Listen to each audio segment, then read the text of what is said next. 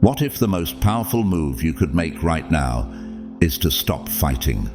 What if heaven has already declared, "Stand back, I'm taking over this battle," and you just haven't heard it until now? Chosen one, lean in. This moment isn't just a coincidence. It's a divine appointment. There's a holy silence stirring in the heavens, and in the midst of it, one command is echoing louder than your fears, your fatigue, or your frustration. Stand back. I'm taking over this fight. Can you feel that? Can you sense that something powerful is shifting in the unseen? For too long, you've been carrying weights that were never yours to bear, trying to defend yourself from lies, explain yourself to people who never truly listened, hold together what others tore apart, and push forward even when your soul was running on empty. But now, the war strategy has changed. The Almighty Judge, the commander of angel armies, is rising to take your place on the battlefield, not because you're weak, but because the fight has reached a realm only He can conquer. If something inside you leaps at this word, don't scroll past. Drop 777 in the comments as a prophetic act of surrender and agreement. And to everyone who's been supporting this ministry through super thanks, from the bottom of my heart, thank you. Your love, generosity, and faith are what keep this message reaching souls around the world.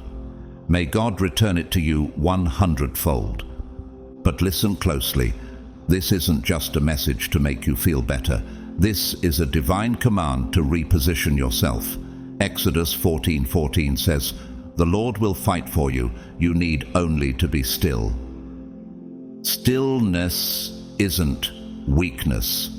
It's warfare by trust. And when you stop trying to win in your own strength, you make room for heaven to move in undeniable power.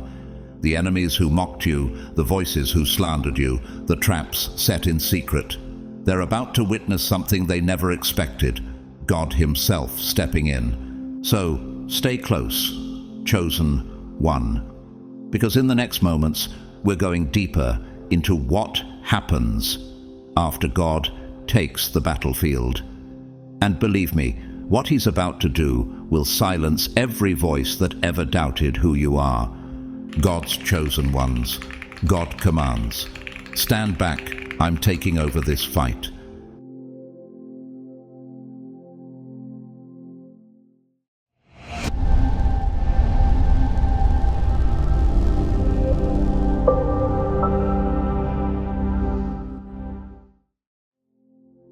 They didn't just go after your name, they went after your character, your heart, and your sacred silence. Yet not once did God instruct you to retaliate. He never told you to speak out in defense or prove your innocence. Instead, He gave you one powerful command that echoed into your spirit. Stand back. I'm taking over this fight. That wasn't just a whisper. It was a divine interruption in your chaos. And when heaven speaks, chosen one, the wise listen, even if it hurts. You weren't imagining the betrayal. You didn't make up the distortion of your truth. The tears were real. The confusion was suffocating, and the humiliation. It wasn't some test of emotional resilience. It was a spiritual test, one designed to separate those who react from those who obey. Do you remember that moment? When someone you once interceded for twisted your name in rooms you were never invited into. That quiet pain of knowing the ones you stood up for didn't stand up for you. What makes this more heartbreaking is how familiar it feels, like the story of Joseph, sold into slavery by the very brothers he once dreamed with. And yet, through the pit, through the prison, God never told him to fight back. The betrayal wasn't a detour. It was the path to the palace. And if I can be honest with you, this message hits close to home for me too. I've lived through the sting of false accusation. I've had seasons where the people I thought would protect me were the ones who let the wolves in. But looking back, I see it now. My silence was not weakness. It was worship. It was trust. It was a surrender that said, God, I won't touch what you said you'd handle. You see, the world clapped for the ones who hurt you. They celebrated their cruelty like it was bravery. And still, you said nothing. And in that nothing, God was working. While they shouted, God surrounded you with something louder. Stillness. That holy stillness he once gave the Israelites as they stood paralyzed before the Red Sea, with death behind and uncertainty ahead. And God said through Moses, "The Lord will fight for you. You need only to be still." That wasn't a suggestion. It was a strategy, and you followed it. Have you ever wondered why God didn't let you respond? Why he silenced you when your truth was boiling in your chest? Because he was preparing something bigger. He wasn't just shielding your image. He was preserving his glory. He didn't want your fingerprints on this fight. He wanted the victory to be so undeniable that even your enemies would say, "Only God could have done this." Think about someone like Nelson Mandela, falsely imprisoned for 27 years, yet he didn't come out seeking revenge. He came out carrying a vision for peace. Why? Because God used his silence and suffering to rewrite the course of a nation. Mandela's restraint became his roar. His stillness became his strategy. And in your life, God is doing the same. Every lie spoken against you became a weapon heaven disarmed. Every whisper only made your anointed silence louder. And just like David, who refused to lift his hand against King Saul, even when the perfect opportunity came, your obedience has become your most dangerous weapon. Can you feel it now? This was never about revenge. This was about revelation, a divine unveiling of who you really are. God hasn't overlooked a single moment. He isn't indifferent. He's sharpening his sword. And when he rises on your behalf, the very ones who mocked your restraint will tremble at the roar of your restoration. You won't even have to lift a finger, because this fight, this one, is God's chosen one. Can you see it now? The battle around you was never about a specific mistake you made. It was about the divine weight you carry. Some wars were stirred in silence long before you ever opened your mouth. Why is it that your very presence makes certain people nervous? Have you ever walked into a room and felt the atmosphere shift, even when you hadn't said a word? It's because what you carry shines too brightly for their shadows to remain comfortable. Your light exposes what others are trying desperately to keep hidden. It's not pride they see in you, it's purity. But in a corrupt world, even purity feels like provocation. Have you noticed how often those who loudly promote peace are the first to stir conflict when you're near? Why do people misread your humility as arrogance? It's because their hearts aren't at peace, and your stillness reminds them of it. This isn't new. They did the same to Daniel. His integrity was so threatening to the corrupt officials of Babylon that they created laws just to trap him. He wasn't loud. He wasn't rebellious. He was faithful. He simply prayed 3 times a day, just as he always had. And yet they conspired to throw him into the lion's den. But what happened? God shut the mouths of the lions and exalted Daniel publicly. Can you imagine what those men felt as they watched the one they tried to silence walk out untouched? God is doing the same for you. You didn't need to raise your voice to silence their schemes. You didn't need to fight to be seen. God never asked you to clear the smoke. They created it, and he's the one who will blow it away. As Psalm 46 declares, "Be still and know that I am God. I will be exalted among the nations." He allowed your stillness to echo louder than their noise. I remember a dear friend of mine who worked in a powerful legal firm. She was soft-spoken, diligent, always willing to serve. But her excellence exposed mediocrity, and when she didn't play their politics, they labeled her difficult.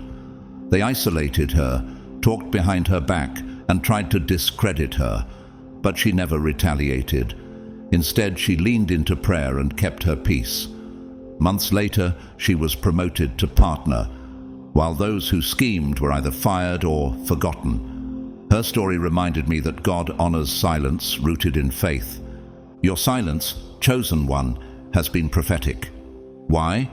Because silence is not emptiness, it's sacred space, a space where God reveals what noise tries to bury. And haven't you seen it? While you stood still, masks fell, hearts were exposed.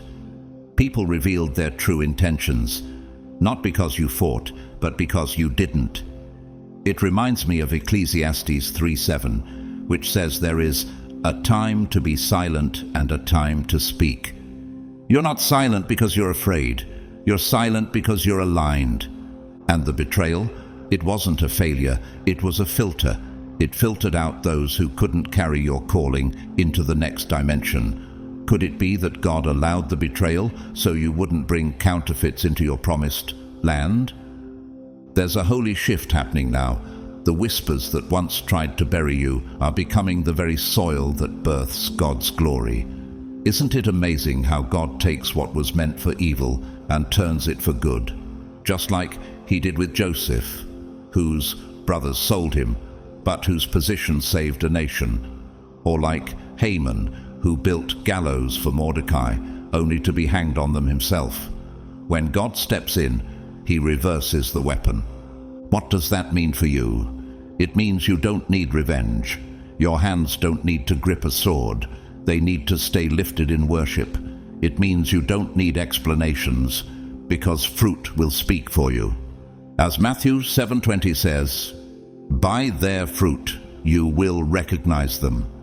Your peace will silence every accusation. Your consistency will erase every lie. Your rise will not be for show. It will be divine confirmation. And here's what will shock the ones who tried to break you. The victory will not just be a win, it will be a revelation. A revelation that humility still matters, that silence can be stronger than slander, that God still defends the pure in heart. Blessed are you, for as Jesus said in Matthew 5:10-11, "Blessed are those who are persecuted for righteousness' sake, for theirs is the kingdom of heaven. Rejoice and be glad, for great is your reward in heaven." So what if this whole season wasn't punishment, but preparation? What if your silence wasn't passive, but prophetic? What if your restraint wasn't weakness, but worship? Let the world see now what God already knew all along. Your story isn't about revenge. It's about revelation. Chosen one, have you ever paused in the silence and asked yourself, why did everything just stop? One moment you were surrounded by voices, messages, plans, and opportunities, and the next it felt like the whole world just disappeared. No more calls, no more invitations, no more applause. Did it feel like rejection, like the world moved on without you? But what if that silence wasn't punishment, but prophecy in motion? This wasn't coincidence. It wasn't abandonment. It was divine concealment. You weren't being pushed aside. You were being protected. God knew that your value was far too great to be left exposed before the right moment. Think about it. Rare treasures are never left out in the open. They're sealed, hidden, kept under watch until the time of unveiling. Could it be that heaven was guarding you the entire time? Before Moses ever stood before Pharaoh, he was hidden in a basket and laid among the reeds by the river. That moment described in the book of Exodus wasn't just about escaping Pharaoh's decree. It was a prophetic act to preserve a deliverer before his destiny could be destroyed. Can you see it now? God didn't take you out of the spotlight to forget you. He withdrew you from noise so he could refine you in silence. He didn't demote you. He covered you. And that covering wasn't passive. While others raced to be seen, you were being formed in secret. While some chased after platforms, you were being stripped of pride, clothed in discernment, and trained for a battle far greater than you imagined. What looked like isolation was divine insulation. What felt like delay was sacred preparation. Have you considered that maybe God wasn't hiding you from the world, but hiding the world from you? Exposure before preparation is dangerous. Look around at those who rushed into fame, influence, or even marriage before they were whole. How many of them cracked under the weight of being seen too soon? Purpose without foundation becomes pressure, and pressure without character becomes collapse. That's why God let those plans fall apart. That's why the relationship ended. That's why the door slammed shut. It wasn't failure, it was foresight. David was never introduced to Israel in royal robes. He was called in from the field smelling of sheep, with nothing but a slingshot and a heart after God. Before he stood on the battlefield, he stood in the secret place. Before he carried a crown, he carried obedience. Can you feel how your journey echoes his? How your seasons in the wilderness weren't wasted but written by heaven? I remember watching the story of Viola Davis unfold, how she spent years in obscurity, facing rejection after rejection, typecasted and overlooked. But in the silence, her talent matured, and when God opened the right door, her rise was undeniable. It wasn't her hustle that made her shine, it was her becoming. The same is true for you. You weren't inactive, you were being activated from within. Even Jesus wasn't rushed. Before his public ministry began, he was hidden for 30 years. 30 years of silence, of formation, of building unseen. And even when he was baptized, the Father didn't say, "This is my powerful miracle worker." He said, "This is my beloved Son, in whom I am well pleased." Identity was affirmed before purpose was performed. So what if the silence was sacred? What if the hidden years were the most holy of all? You feel it now, don't you? That deep stirring in your spirit, a whisper that feels like thunder in your bones, the sound of heaven's footsteps approaching. The unveiling is near. But here's the miracle. You don't need to force your way forward. You don't need to demand to be seen. The God who hid you is the same God who will reveal you. And he's already declared over you, "Stand back, I'm taking over this fight." Let the world ask where you've been. Let them wonder, because when heaven brings you forward, no voice, no opinion, no rumor, no system can deny the victory. What is birthed in the secret place cannot be destroyed in public. Isaiah 49 says, "In the shadow of his hand he hid me. He made me into a polished arrow and concealed me in his quiver." You, chosen one, were never forgotten. You were being sharpened in God's quiver. And now, he's pulling you out, not just to be seen, but to hit the target with power and precision. Your moment isn't just coming, it's being announced, quietly, powerfully, and no one can stop what God himself has prepared in the dark for the light. They misunderstood your silence, didn't they? They thought it meant surrender, that your quiet was proof you had nothing left to give. They saw your withdrawal and labeled it weakness. But what they never witnessed was the holy fire burning behind the veil, the private place where God was molding a warrior, not with noise but with purpose. What looked like stillness was actually divine strategy. You weren't being sidelined, you were being summoned into the sacred. Chosen one, the reason God told you to step back wasn't because you were unqualified to fight. It was because he needed to train you in a realm they couldn't access, not in front of crowds, not in the noise of validation, but in the hidden places where applause fades and identity is forged in stillness. Can you remember the moment you stopped craving attention and started craving alignment? When affirmation no longer fed you and only his presence could satisfy you. This wasn't punishment, it was preparation. And preparation, though unseen, is often the most anointed part of the process. What if the silence wasn't heaven ignoring you, but heaven insulating you? Think of David, not as king, not as warrior, but as a fugitive hiding in the cave of Adullam. That's where God hid him from Saul. And yet in that cave, something sacred was happening. He was being stripped of people-pleasing and crowned with purpose. He was no longer a shepherd boy hoping to be recognized. He was a leader being refined by isolation. Could it be that your cave moments have been just as holy? If God hadn't pulled you into the quiet, would you have stayed in places that only half valued your calling? Would you have settled for comfort and sacrificed your mantle just to maintain connection? That's why he let certain people leave without closure. That's why the plans unraveled without warning. He wasn't trying to crush your spirit. He was trying to protect your oil. Your anointing was too precious to be poured into leaky vessels.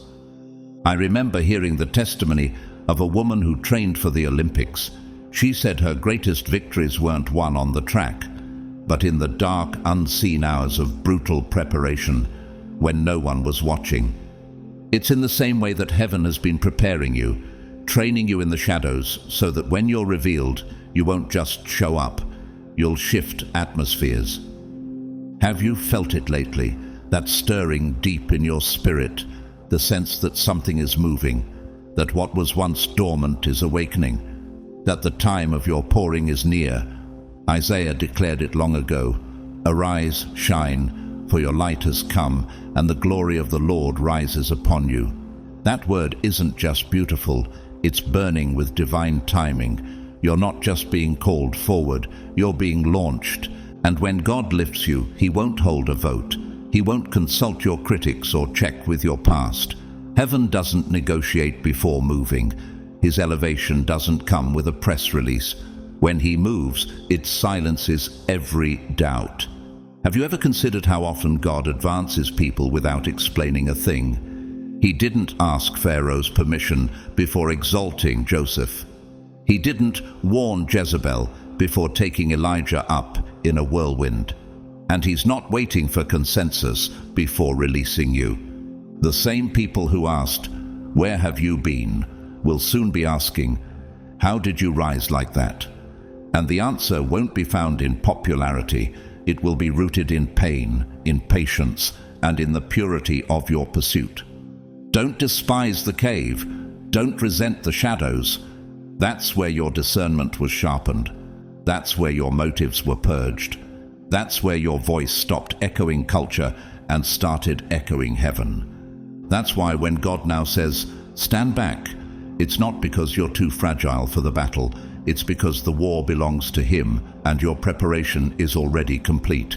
You're not stepping into this next season seeking applause. You're stepping in as a carrier of divine assignment. And when you move, the earth will feel it. Because, chosen one, you weren't just hidden. You were heaven-trained, like Paul in Arabia, like Gideon in the winepress, like John the Baptist in the wilderness. And now, just like them, you're ready. You heard them, didn't you? Every lie wrapped in a smile, every false version of you passed around like gossip was a game.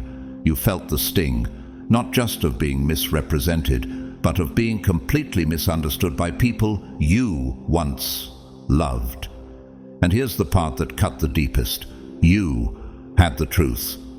You held it quietly in your hands, and yet God didn't let you speak it. Why? Why would he let you stay silent while the lies shouted? Because he was preparing to speak for you. Chosen one, what if the slander wasn't meant to shame you, but to shape you? What if the betrayal wasn't a blow, but a blessing in disguise? That may sound strange, even cruel, but I've seen it now in my own life, more than once. And I've learned that what feels like abandonment is often divine promotion in disguise. There was a season where I too watched everything fall apart. People I trusted suddenly shifted. Whispers started. My name began surfacing in conversations I never stepped into, and always painted wrong. And just like you, I burned with the urge to defend myself. I wanted to correct them, prove them wrong, confront the twisting of my story. But God said, "Stand back." At first I was frustrated. I thought silence meant I was weak. But it wasn't weakness. It was a weapon. God's way of building something deeper in me than public approval. Inner strength. I didn't know it then, but I was undergoing something spiritual, something prophetic. And you are too. Every accusation you endured became resistance training for your spirit.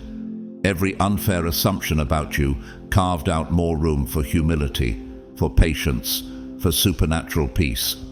You weren't just being silenced, you were being fortified. Doesn't it make sense now why Paul said in Romans that suffering produces perseverance, perseverance character, and character hope? It's a pattern you'll see all through Scripture. Hannah, crying bitter tears before the Lord, accused of being drunk while praying her soul out. Daniel, sentenced to lions for doing what was right. And Jesus, spotless and pure, tried by false witnesses and crucified by those he came to save. None of them deserved the accusations, but each of them rose higher after them. It's the divine formula. Accusation precedes elevation. Why? Because God doesn't waste pain, He transforms it. And can we be honest? Sometimes vindication takes longer than we'd like. Sometimes we look up at the sky and ask, Lord, are you seeing this? But He is. And not only is He seeing it, He's writing it all down. Psalm 135 doesn't say He might vindicate His people. It says He will. That's not a guess, it's a guarantee. You've passed a test most people fail. Not by retaliating, but by resisting. By keeping your heart clean while the rumors ran wild. That's rare, that's holy, and that's exactly the kind of spirit God raises up for His greatest assignments. I once met a man who was quietly removed from his leadership position due to gossip. For years he remained silent, never retaliating, never defending, and when God restored him, publicly and powerfully, he said something that stayed with me. The silence didn't just save me from bitterness. It saved me from becoming someone I was never meant to be. That's your story too. You're not just being protected, you're being preserved. So when God told you to be still, it wasn't to suffocate your voice. It was to secure your legacy. Every lie, every whisper, every betrayal is being melted down and recast into the very crown you'll wear, the crown of one who endured quietly, trusted deeply, and rose unexpectedly. And when you rise, because you will rise, it won't look like revenge. It'll look like radiance. God's justice doesn't thunder. It glows. And when He steps in, those who tried to destroy you won't have the words to respond. Not because they're ashamed, but because they'll be in awe. Because what God's about to do in you will leave them speechless. Heaven didn't just hear what they said about you, it recorded it. Every careless word, every slander wrapped in a smile, every room where your name was spoken without honor, it's all been written into the divine scrolls. Nothing slipped past God's awareness. And while you stood there, confused and heartbroken, asking yourself where it all went wrong, when all you ever did was love sincerely, God whispered gently in your spirit, "Stand back. I saw everything, and now I'm going to fight for you." Have you ever felt like the verdict was handed down before you even opened your mouth? Like they'd already written the ending of your story before they took the time to read your heart? You tried to explain yourself. You tried to show them who you truly are, but they were too committed to their version of you, and the silence you gave them. They mistook it for guilt. But here's something I had to learn myself. God never asked me to defend my name. He asked me to trust His. Because vindication from man is temporary, but when heaven speaks, it rewrites the narrative forever. The prophet Malachi once declared that a book of remembrance was written in heaven for those who feared the Lord and honored His name. That includes you.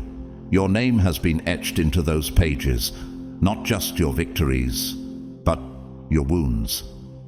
Every time you forgave when you could have lashed out, every moment you chose mercy over retaliation, every tear that fell in the dark while you kept blessing others in the light, those weren't forgotten. They were filed in glory. I've been there. I remember a time when someone I trusted deeply spread lies about me behind closed doors. I found out later, after the damage was already done. I wanted to scream. I wanted to prove myself. But I felt the Spirit of God say, "Don't touch it. I'm writing something better." And He did. What followed was a season of unexpected favor, open doors I never chased, and healing I didn't think I'd receive. Looking back, I see it now. If I had responded, I might have ruined what God was about to reveal. You felt invisible in the process, but heaven never lost sight of you. God saw the dagger behind their handshake. He heard the laughter at your expense. He witnessed the betrayal sealed with a hug. And while they were busy constructing false stories, he was crafting your next chapter. They were spreading rumors, but he was orchestrating revelation. Why didn't God act sooner? Why didn't he strike the moment they lied? Because God doesn't react out of emotion. He moves in perfect strategy.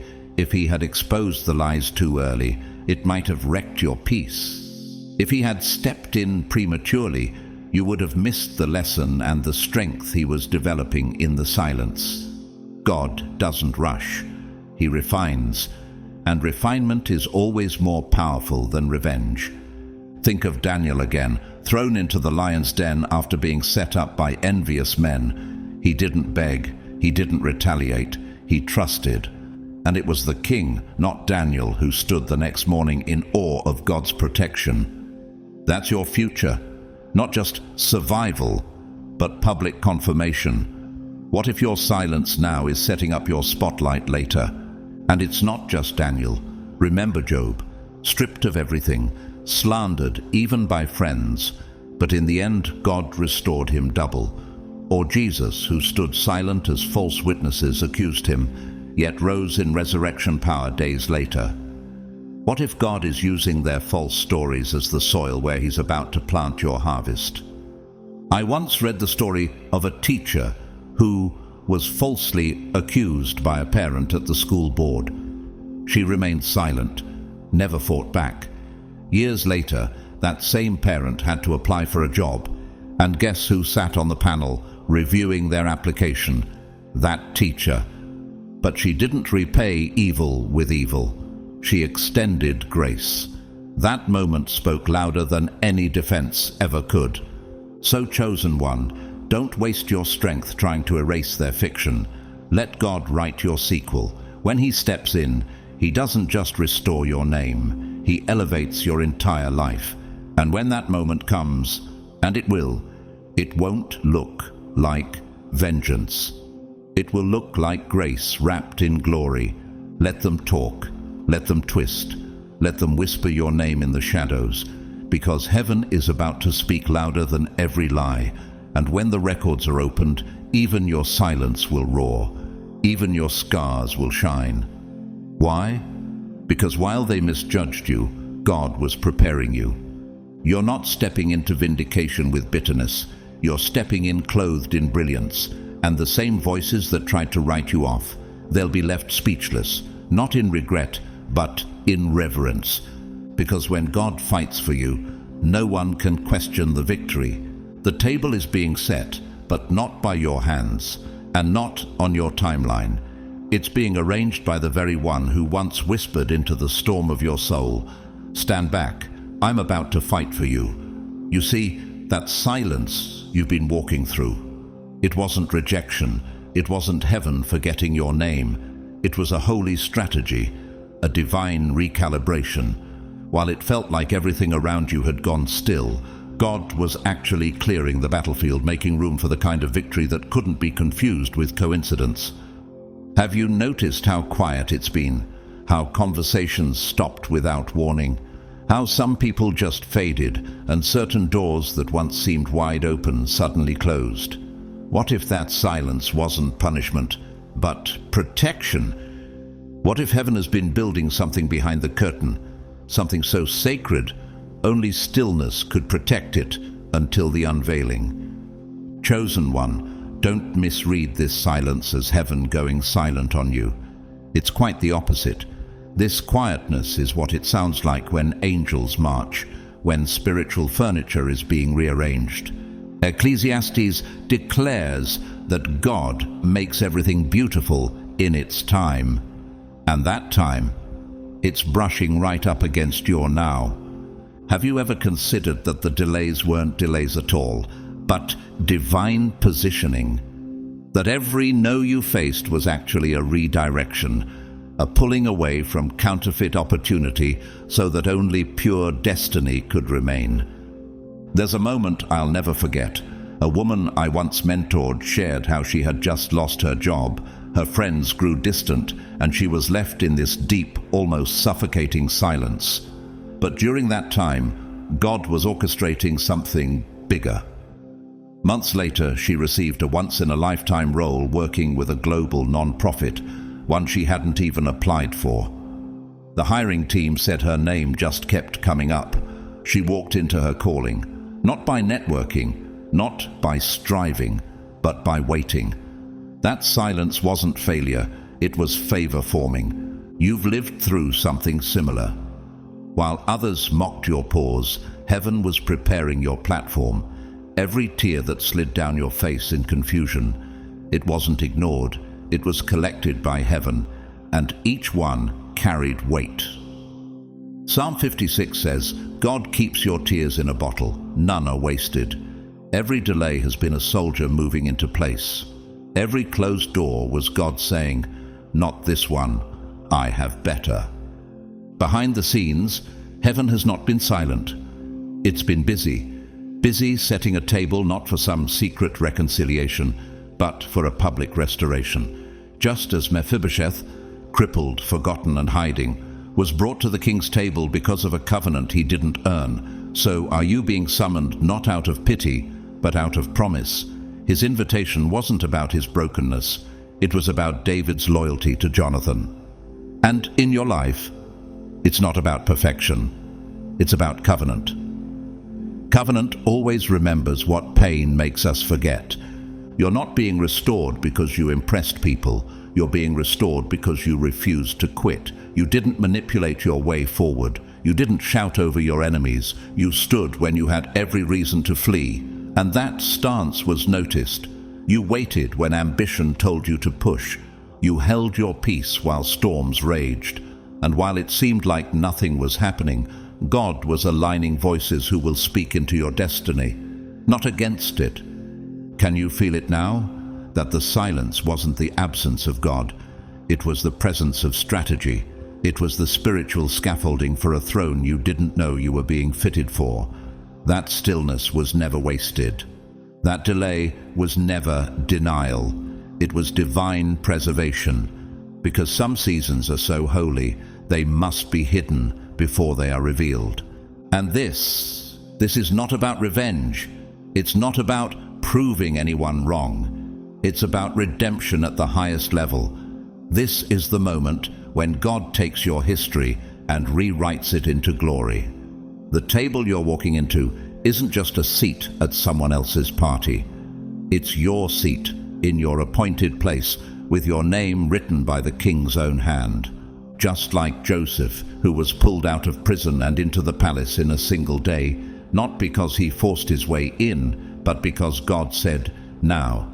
Just like Esther, who waited silently until the moment came to speak, and when she did, a nation was saved. So too are you being positioned in silence for a moment so loud the earth will shake. And when you sit at that table, when you rise into the space they said you'd never reach, you'll realize something sacred. God didn't just prepare the table, He prepared you to sit at it. The ones who laughed at your stillness, they'll now witness your rising. And when they ask, how did this happen? There will be no human explanation that makes sense, because it wasn't hustle, it wasn't hype, it was Him. So don't panic if the silence lingers. That's what it looks like when God clears the battlefield. That's what it feels like when heaven is preparing to crown His chosen one. You're not just being defended, you're being anointed. You're not just being restored, you're being revealed. You thought the silence meant God had forgotten you, that maybe the closed doors were signs of divine delay, or worse, divine dismissal. But what if the silence wasn't neglect? What if it was the sound of heaven drawing its sword, preparing for war, not against you, but for you? You've walked through seasons that felt like shadows. There were no spotlights, no applause. You served while others were seen. You prayed while others promoted themselves. And still, heaven seemed quiet. Didn't you wonder, was it all for nothing? Why would God give you a vision and then lead you into a wilderness? Why show you the key, yet keep the door shut? Why hide you when you were ready to be revealed? Chosen one, the silence wasn't absence. It was protection. It was preparation. God wasn't ignoring you. He was insulating you from battles that weren't meant for your hands. How many spiritual wars did you avoid simply because God said, "Stand back"? How many unseen attacks did he block while you questioned his timing? I once heard the story of a musician, talented, anointed, but unknown. While others chased fame, he spent years playing in small churches, writing songs in secret, with no record label, no marketing, no connections. Many told him he was wasting his gift, but he stayed faithful. And then, in a single week, one of his songs went viral, not by strategy, but by grace. Doors flew open, nations sang his words. And when asked how it happened, he simply said, "I didn't make it happen. God did." That's what your moment will feel like grace cracked open the sky. You've carried vision without visibility. You've walked with prophetic dreams and promises that no one else understood. You've served in shadows while others took the spotlight. But don't confuse hiddenness with insignificance. The wilderness wasn't a tomb, it was a womb. It was the place where obedience grew roots, and your obedience has not been overlooked. It has summoned the armies of heaven. Remember Moses. For 40 years he wandered in Midian, a fugitive turned shepherd. He had fire in his spirit but no stage, purpose in his heart but no platform. Yet when God's timing arrived, Moses didn't have to beg for position. God sent him with fire in his hands and authority on his lips. What if that's where you are now, on the edge of a divine calling that's been waiting for the right hour to be born? Isaiah prophesied that the nations would see your vindication and kings would behold your glory. God is preparing to reintroduce you, not as the wounded version of your past, but with a name only he can speak over you. Can you imagine that moment, when those who walked away will have no choice but to witness your rising? You didn't manipulate your way into this. You didn't hustle or scheme. You simply obeyed. And because of that, this next door will be unmistakably divine. No one will be able to say, "They earned this." They'll only be able to say, "Surely the Lord has done this." Your pain once spoke louder than your peace, but that's about to reverse. The stillness that once felt like isolation will now glow like evidence, evidence that you surrendered, even when surrender was silent. Evidence that you trusted God, even when trust felt like letting go of everything you could control. David once wrote in Psalm 118 that what the builders rejected has now become the cornerstone, and he didn't say it might be the Lord's doing. He declared, "This is the Lord's doing, and it is marvelous in our eyes." You're not stepping into spotlight. You're stepping into a divine war room where God himself is fighting on your behalf. This is not just vindication, it's revelation, a holy unveiling, not to prove your worth, but to reveal his glory. So if it still feels quiet, if the doors remain unopened just a little longer, don't panic.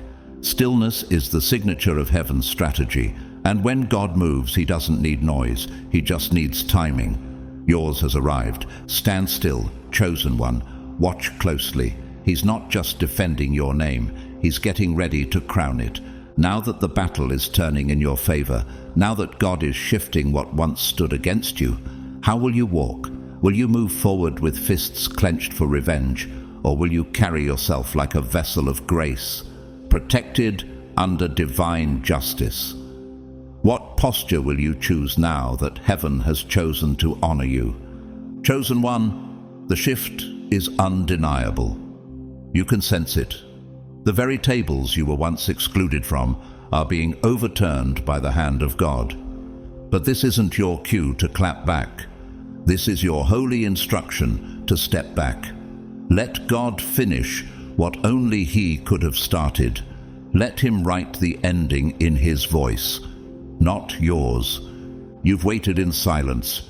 You've endured the weight of misunderstanding, the sting of being unseen, the ache of being judged for wounds no one else had to carry. And now, justice is rising.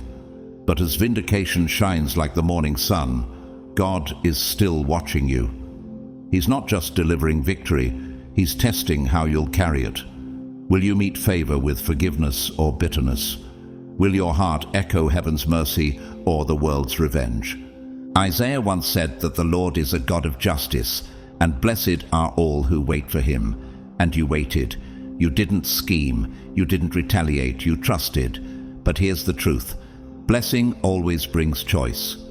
Will you let grace guide this new season? Revenge is easy when the wound is fresh, but grace is what flows when healing has truly happened.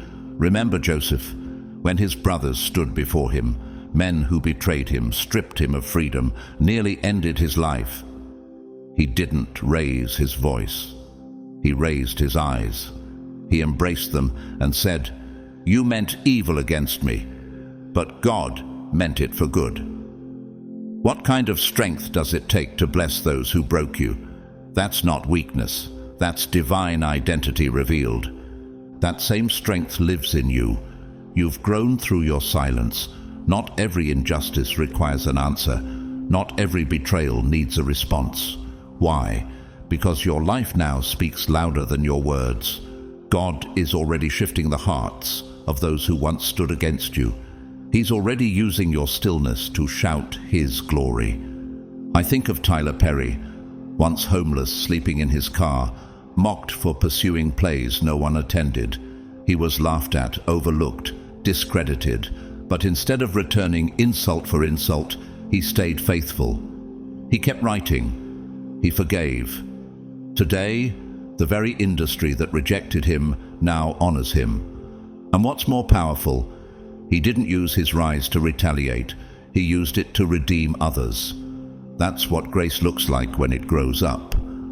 Personally, I've found that my greatest strength isn't proven by what I can say, but by what I choose not to say. When I let God defend me instead of defending myself, peace follows me like a shadow. And every time I've withheld retaliation, I've seen God do more with my silence than I ever could with 1,000 arguments. Scripture reminds us in Romans, "Do not take revenge, but leave room for God's wrath." That's not just a warning, it's a promise. God's justice completes what human hands can't. When He fights for you, He restores, reverses, and reveals all in one move. So when they expect your anger, surprise them with your peace. When they anticipate vengeance, let them encounter wisdom, because your healing isn't seen just in your success. It's seen in how gently you carry that success. Will you use your platform to prove them wrong or to reveal God's heart? You don't need to settle old scores. Your life already is. The glow around you now isn't pride, it's proof. Proof that grace shaped you, that the silence didn't destroy you, it developed you. That God didn't just change your situation, He transformed your soul. So walk forward, not because they apologized, but because you've outgrown the need for one. This isn't just a comeback, it's a crowning, and the crown belongs not to the loudest, but to the one who stood silently when standing cost everything. Let humility be your armor. Let peace wave before you like a banner. They may remember what they did, but they will never deny what God has done. And you? You'll look back with a full heart. Because the most powerful kind of revenge is rising with such grace that the world has no choice but to say, only God could have done this. Now that heaven has spoken and your spirit has received this word, not just in your ears but in your bones, what will you do with it? Will it live as a fleeting inspiration or rise within you as divine instruction? This isn't just a comforting message. This is a heavenly activation, wrapped in fire, sealed with purpose, and backed by the armies of the Lord. You've survived too much. endured too many silent storms, cried too many unseen tears to walk casually now. Every sleepless night when you begged God for direction, every unanswered text, every door slammed in your face, every moment you questioned whether your prayers reached the sky, it wasn't wasted, not a second of it. You were never wandering aimlessly. God was training your hands for war, as Psalm 144 says, even when you only felt exhaustion. You weren't kept alive to tell a tragic story. You were preserved to embody the victory others thought was impossible, to walk in rooms they never imagined you'd enter, to become the testimony that someone else's faith is hanging on. You were chosen not to compete, but to complete a purpose that's older than your pain. You were chosen to build beauty where others saw rubble, to carry mercy in a world obsessed with performance, and to shine where shame once tried to extinguish your light. But hear this clearly. What you've just received is not just confirmation of who you are, it's a commission for where you're going. God is not just affirming your identity, He is assigning your movement. He's sending you back into your daily life with the strategy of a general and the humility of a servant. Can you walk into the same rooms with new eyes? Can you meet familiar faces with a redeemed heart? Will your posture now reflect grace instead of guardedness? In your relationships, will you serve rather than perform? In your workplace, will you show character rather than chase credit? Will you still walk like God is beside you when no one is applauding? Even David, after being anointed by the prophet Samuel, went back to tending sheep in obscurity before he ever held a crown. Can you remain faithful in the shadows, trusting that heaven keeps score even when earth forgets your name? And if you feel the temptation to prove yourself now, to speak louder, to fight back, to show them how wrong they were, pause. Remember, your silence is no longer self-defense, it's spiritual strategy. Your fruit will speak what your mouth doesn't have to. Your peace will disrupt their assumptions, and your life will preach sermons that echo beyond the reach of words. I think of Keanu Reeves, not because of fame, but because of his quiet walk through loss and misunderstanding. He lost his partner, his child, and faced years of being labeled aloof and distant. But he kept showing up, with kindness, with humility, with an undistracted spirit. He didn't defend his pain, he let his life whisper healing. His restraint became his radiance, and that's what your life will become, not noise, but evidence. I've learned that real strength doesn't make a scene, it makes an impact. The boldest thing you can do sometimes is bless someone who hurt you, stay silent when provoked, or choose the harder yes when comfort begs you to shrink. I've seen God do more with obedience in the dark than I ever accomplished with performance in the light.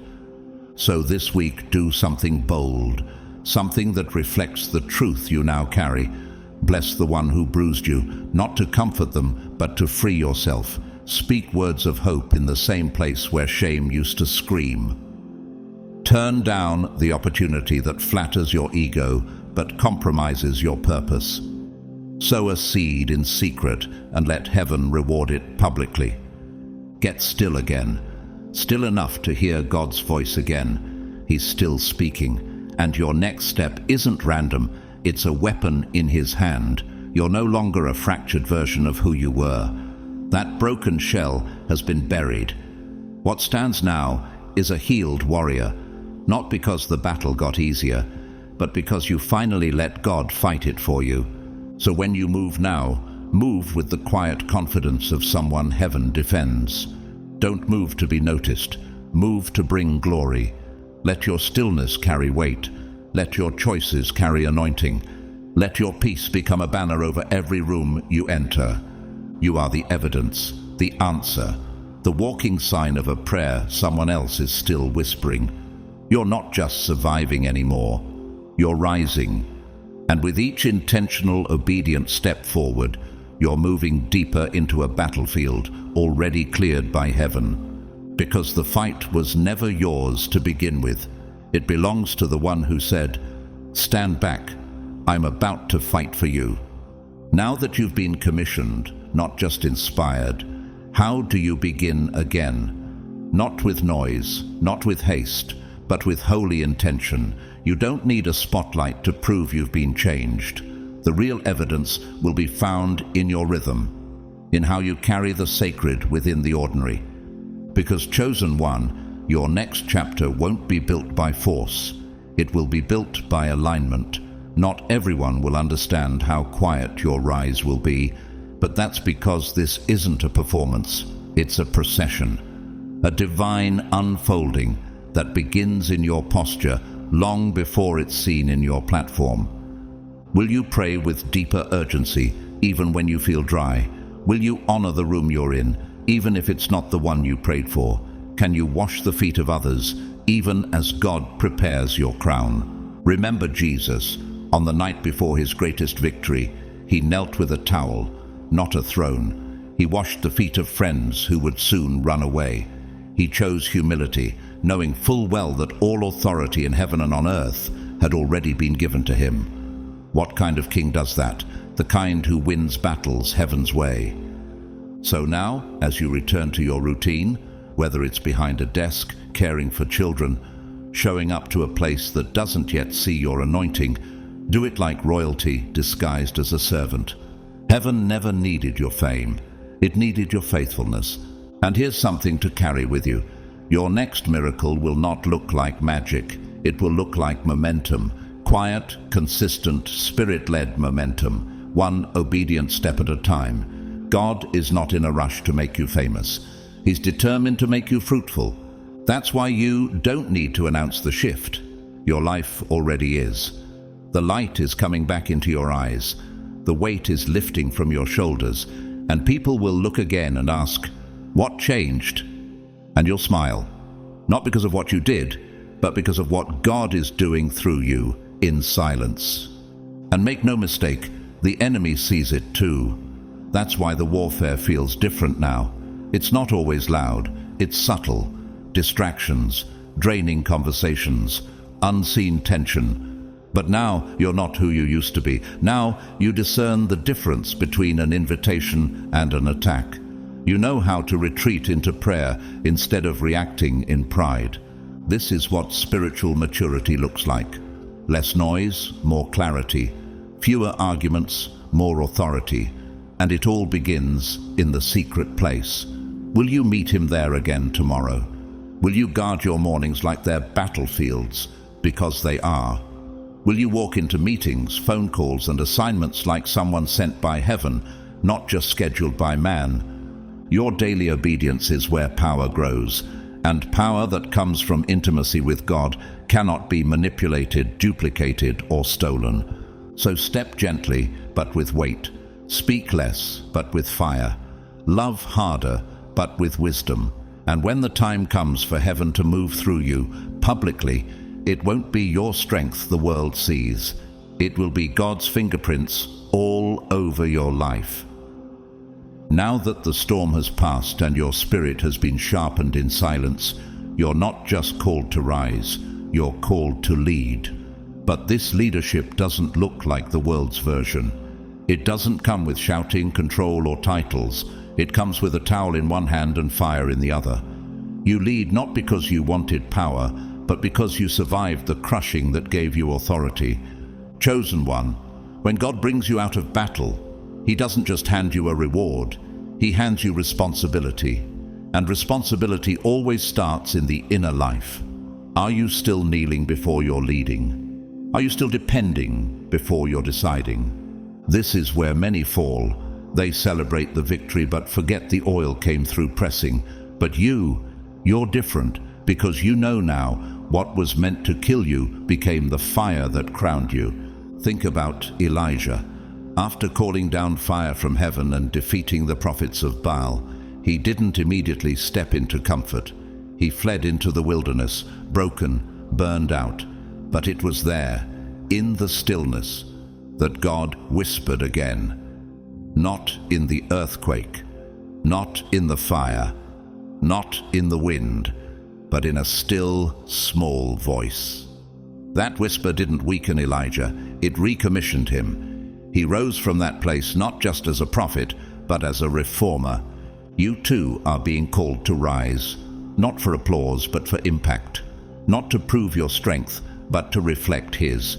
You don't need to wear the scars to show you've survived.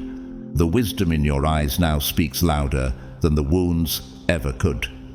And don't be surprised when God asks you to lead in the same places that once rejected you. Don't shrink back when He sends you to people who once misunderstood your silence. That's what restoration looks like. It's not just personal, it's redemptive.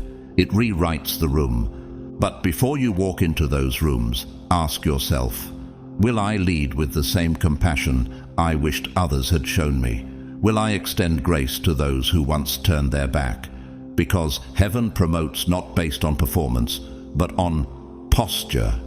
Even Jesus, after His resurrection, didn't return with fury. He didn't appear before Pilate or Herod to demand acknowledgement. He appeared to Mary, to the disciples, to the doubters. He restored, He fed, He walked. Why? Because true authority serves before it shines. This is what sets you apart. You don't need to flex your strength, you carry it. You don't need to dominate rooms, you shift them simply by showing up. And when people ask, what changed? The answer won't be found in a resume or a spotlight. It will be found in your rhythm, your discipline, your presence. You became what they never saw coming. So here's your new assignment. Build. Build what was once broken. Build in places others fled from. Build bridges with the wisdom pain gave you. Build altars where the enemy tried to leave ashes. Don't just rebuild your life. Help others rebuild theirs. Because now, chosen one, you're not just healed, you're dangerous. You're dangerous to darkness, dangerous to pride, dangerous to spiritual apathy, because you carry clarity. You walk in truth. You know who you are now, and most importantly, you know who fights for you. You are not stepping into leadership by accident. You were trained for this in the shadows. So take your place, quietly, boldly, humbly, and as you move, don't forget this. The most powerful leaders are the ones who remember what it felt like to be led by God in silence. Now that you've stepped into leadership, now that the weight of your assignment is resting on your shoulders like a mantle, the question is, can you carry this calling in the day-to-day? Not just on the mountaintop, but in the hallway. Not just when you're seen, but especially when you're not. Are you prepared to live with consistent integrity, even when the miracle becomes the mundane? Because here's the truth no one tells you. Being chosen is not a title, it's a lifestyle. And chosen ones don't just rise once, they rise daily, in silence, in private, in traffic, in tension, in decision-making when no one's watching. Are you willing to live prophetically in the ordinary? Can you remain aligned with heaven, even while surrounded by the distractions of earth? Can you maintain purity of intention when attention finally comes? This is where many fall, because they confuse elevation with exemption. But elevation only increases the responsibility. And now, your response matters more than ever. Jesus said in Luke 12, "To whom much is given, much will be required." You've been given something sacred, not just favor, but responsibility. So how will you treat the people who can do nothing for you? How will you speak when no one's recording? How will you move when no one else is applauding? Take time to examine your daily rhythm. Not everything that calls your name is worthy of your energy. Not every opportunity is an open door. Some are distractions dressed as destiny. The enemy is subtle now. He knows he couldn't destroy you with pain, so he'll try to detour you with applause. That's why your secret life matters more than your public one. Are you still guarding your time with God? Are you feeding your spirit before you feed the algorithm? Are you still letting Him correct you before anyone else can praise you? I think of Denzel Washington, not just for his craft, but for his consistency. For decades, he's chosen roles and projects that align with his convictions. He's spoken openly about keeping God first, about resisting the pull of fame to preserve his soul. Even when the world applauded him, he stayed grounded. He's proof that public favor can coexist with private faithfulness, if you stay aligned. Personally, I've learned the hard way that favor can elevate you faster than your character is ready for. And that's dangerous, because what the spotlight exposes, the secret place must sustain. That's why God had to hide you first. He wasn't denying you, he was developing you. So here's what walking in alignment might look like now. Declining meetings that feel good to your ego, but wrong in your spirit. Turning off your phone to sit with God before sitting with people. Responding to criticism with peace instead of panic. Honoring the Sabbath like your future depends on it, because it does. Choosing what's right, not what's trending.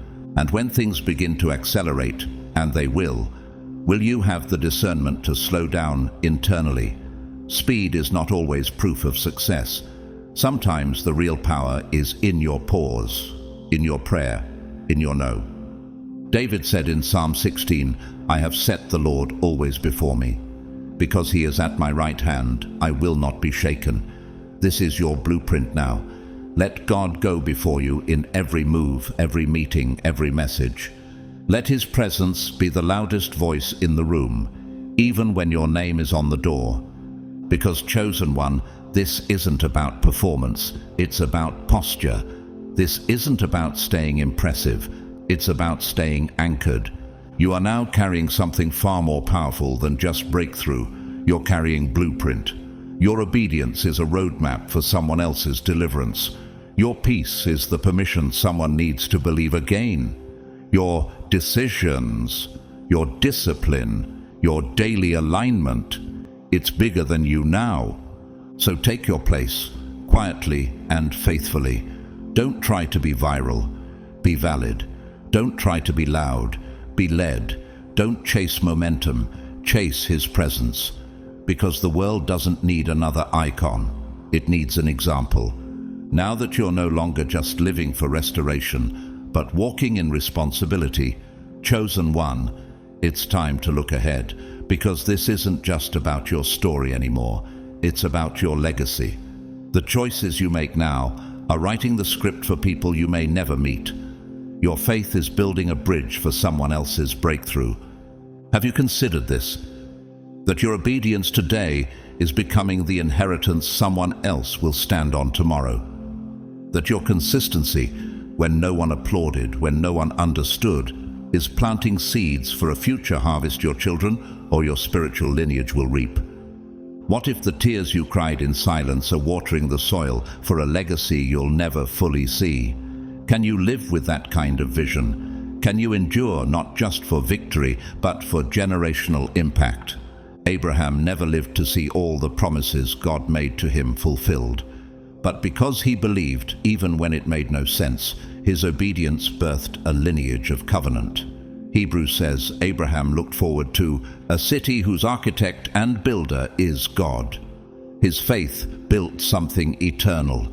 Can you imagine believing so deeply in what God whispered that you walk even when the reward might not be in your lifetime? And let's not forget Ruth, a Moabite widow with no guarantee of restoration, who chose covenant over comfort.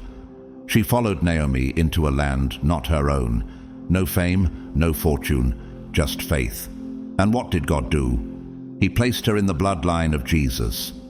A woman forgotten by culture became a cornerstone in the lineage of salvation. This is what legacy looks like. It's built in the margins, in the unseen sacrifices, in the quiet yes when the world says no one will notice.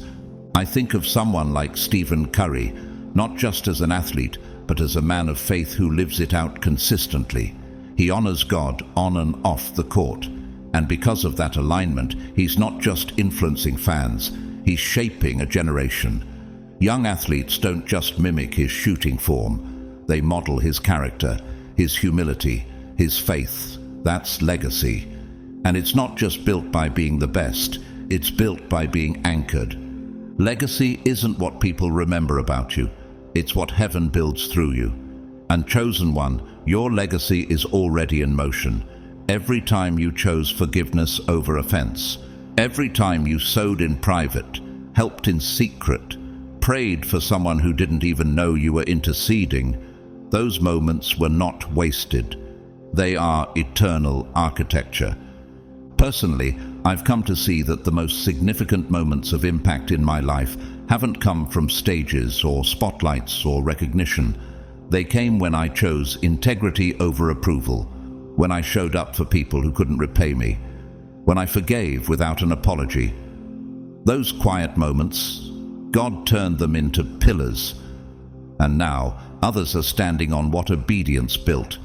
So what will you build, chosen one? Will your home be a sanctuary, not just a structure? Will your relationships reflect covenant, not convenience? Will your daily decisions be guided by legacy, not likes? The next time you feel like quitting, remember, someone is watching your endurance as proof that it's possible to survive and shine. Someone's future is being molded by your present obedience. Someone's deliverance is tied to your discipline. Someone's healing may begin the moment you decide not to give up. Let your life echo with meaning beyond the moment. Let your choices be so aligned with heaven that long after you're gone, the fruit still speaks. Proverbs says, "A good man leaves an inheritance to his children's children." That inheritance isn't just wealth, it's wisdom, it's reputation, it's spiritual covering. It's a name that opens doors because of the integrity it's tied to. And remember, you're not just building a legacy for those who know you, you're becoming the evidence that someone else prayed for. You are the proof that pain doesn't have to become poison, that obedience still works, that silence can be sacred, that God's chosen can walk through fire and come out refined, not ruined. So, walk like your steps echo, speak like your words carry weight, love like someone's heart depends on it, and lead like your life is the blueprint God will use for generations to come. Now that the crown is within reach, now that the doors are opening and your name is being spoken in rooms you once only dreamed of, how will you walk? Will you let the crown become your identity, or will you wear it with the humility of one who remembers who placed it there? Chosen one, don't forget this. The God who fought the battle didn't just fight to elevate you, he fought to entrust you. What he gives is not for applause, it's for assignment, and the greatest danger of success is forgetting the stillness that birthed it. Will the platform now make you louder or softer? Will promotion draw you closer to God or distract you from the one who got you here? These are the questions that separate the chosen from the crowd, because not everyone who receives favor knows how to carry it. But you've been trained in the fire. You've been refined by the silence. That silence wasn't just protection, it was preparation. Remember King Saul, anointed, chosen, positioned, yet when pressure came, he chose performance over obedience. One rushed sacrifice cost him the throne. Why? Because he forgot that being crowned doesn't mean God stops watching posture. But David, who was anointed but overlooked, kept his heart aligned in obscurity. Even when he had the chance to kill Saul, he chose restraint. And God said of David, "I have found a man after my own heart." Now the test is yours. Can you steward success like someone who remembers the cave? When you're offered attention that flatters your pride, will you choose the path that protects your purpose? When influence grows, will your prayer life grow with it, or shrink under the weight of busyness? These are sacred tensions only the anointed will feel. I think of someone like Viola Davis, a woman who rose from poverty and trauma into global acclaim, and yet she consistently credits her strength, her discernment, and her grounding to her relationship with God. She speaks not just with authority, but with depth, because she hasn't forgotten what shaped her. She leads with compassion, because she remembers what it feels like to be unseen. That's legacy led well. That's what heaven trusts. I've learned that the more God elevates you, the more fiercely you must guard your altar. The invitations become more frequent, the compliments come quicker, but your peace will only stay intact if your posture stays low. Because God never asked you to carry the crown alone. He simply asked you to carry it without losing the cross. Let your prayer life now become your strongest room. Don't let influence crowd out intimacy. You don't need to pray louder. You need to go deeper. This season requires revelation, not reaction, strategy, not striving. The throne is not a finish line. It's a new battlefield. The Bible says in Deuteronomy 8:18, "Remember the Lord your God, for it is He who gives you the ability to produce wealth." Don't forget who gave you the breath, the vision, the opportunity, the wisdom. Because the more heaven pours into you, the more heaven expects you to pour it back. Let your conversations carry healing. Let your presence shift rooms, not just for influence, but for heaven. Let every open door become an altar, every decision a declaration. God still sits on the throne, not me. And if people begin to applaud your glow, redirect the light. Let them see the scars under your crown. Let them know it wasn't talent, it was trust, that this crown was handed to someone who almost didn't make it. Someone who chose prayer over pride, stillness over vengeance, purpose over platform. This is your stewardship season, and heaven is watching how you handle what you prayed for. Will you serve it, or will you let it serve you? Will you return to the secret place with even more desperation than before? Because the higher you go, the more your foundation must deepen. Don't let the noise become your compass. Stay anchored to the whisper. Stay sensitive to correction. Stay in step with the Spirit, even when the crowd cheers for something else. Because this right here is what the fight was always for. Not for a crown you could hold in your hand, but for the character that could hold it in your heart. Now that the dust has settled and the crown rests on your head, what will you do to protect the clarity God has given you? Because elevation is not the end of the battle, it's the beginning of a new one. You were once fighting to survive. Now you're fighting to stay sensitive. And spiritual sensitivity is harder to maintain when the battlefield goes quiet. Chosen one, you didn't just win a fight. You inherited a frequency, a deeper connection with God, a sharpened ability to sense when something is off, when His voice is near, and when the Spirit is grieving. But that gift is fragile. It can be dulled by distraction, distorted by performance, or drowned in applause. Will you fight to keep it sharp?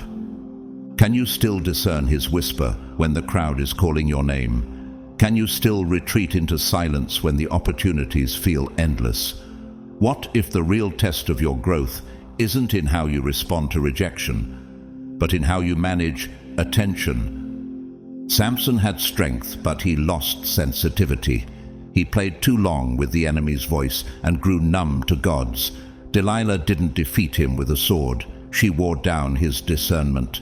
And by the time he noticed, his hair was gone and heaven had gone quiet. This is what the enemy wants to do with you now.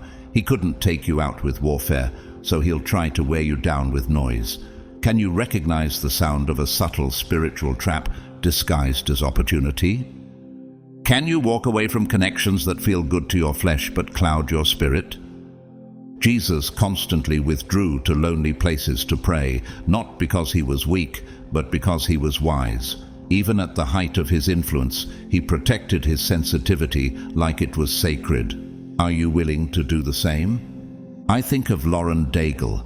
She reached global fame almost overnight. Her voice was everywhere. Her name was on charts, awards, headlines. But instead of chasing popularity, she paused. She stepped back to be still. She chose spiritual clarity over cultural noise. She turned down interviews to sit with God. That's not normal in the world's eyes, but it's kingdom living. And that's why her voice still carries anointing, not just talent.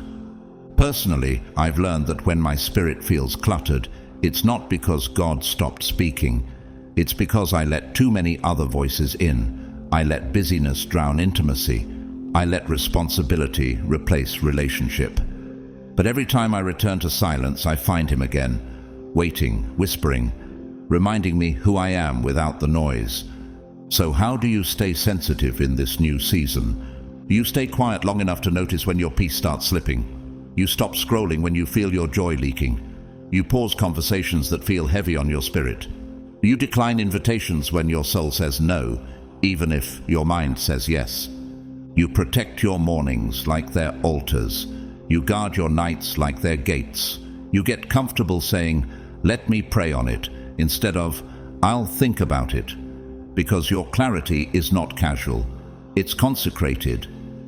Proverbs 4:23 says, "Above all else, guard your heart, for everything you do flows from it." This isn't a poetic idea, it's a spiritual survival strategy. Your sensitivity is the compass of your calling. Lose it, and you wander. Protect it, and you flourish. So set boundaries, not to keep people out, but to keep heaven close. Fast, not for performance, but for purity.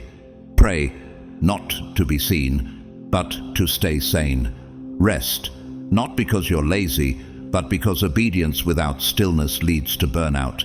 You were chosen not just to lead, but to listen, not just to speak, but to hear what others miss. And in a world filled with noise, imitation, filters, and half-truths, you're now the voice that carries heaven's echo. So don't dilute it. Don't let ambition outrun alignment. Don't trade your discernment for distraction. You paid too high a price to lose your frequency now. Let the world chase noise. You protect the whisper. Because that whisper, the one that said, "Stand back, I'm taking over this fight," is the same whisper that will guide you into every next victory. So now, chosen one, what more is left to say? You've stood in silence while heaven strategized. You've wept in hidden places while God positioned angels in your defense. And now, as the dust begins to clear, you'll realize something deep in your soul. This was never your battle to begin with. It was God's. And he never lost control, not for a second. You were called not to retaliate, but to release. Not to prove, but to position yourself. And through it all, your greatest weapon wasn't your words, it was your obedience. Your silence wasn't weakness, it was wisdom wrapped in surrender. In today's world where everyone is shouting to be heard, where revenge is glorified and ego is marketed as confidence, your posture stands out. You chose stillness, you chose grace. And because of that, heaven is now making noise on your behalf. The same God who whispered, "Stand back, I'm taking over this fight," is now shouting your victory for all to see. I say this not just as someone delivering a message, but as someone who's lived it. I've watched doors close that I thought were mine. I've been misunderstood, overlooked, underestimated. But every time I stayed silent when my flesh wanted to shout, God moved. Every time I stood back when I wanted to fix it myself, he proved he was already ahead of me, and he's ahead of you too. So now, walk like someone heaven defends, rest like someone the King has claimed. Move forward, not because the path is easy, but because the one who walks with you is undefeated. If this message spoke to your spirit, I invite you to share what part resonated with you most in the comments. Type 777 below. If you're ready to stand back and let God fight for you, let this be your declaration of trust, your surrender in faith. And if you feel led to support this channel through Super Thanks, know that your gift, big or small, is deeply appreciated. But whether you give or not, thank you for being here, for watching, for listening, for walking this journey with us. Your presence matters more than you know. Make sure to like, subscribe, and share this word with someone who may be in the middle of their silent battle right now. You never know whose breakthrough your obedience might unlock. May God go before you. May his angels surround you. May his justice rise for you. And may his voice forever whisper, "This one belongs to me. Stand back, I'm fighting for them." You are not forgotten. You are not finished. You are chosen, and the battle is the Lord's.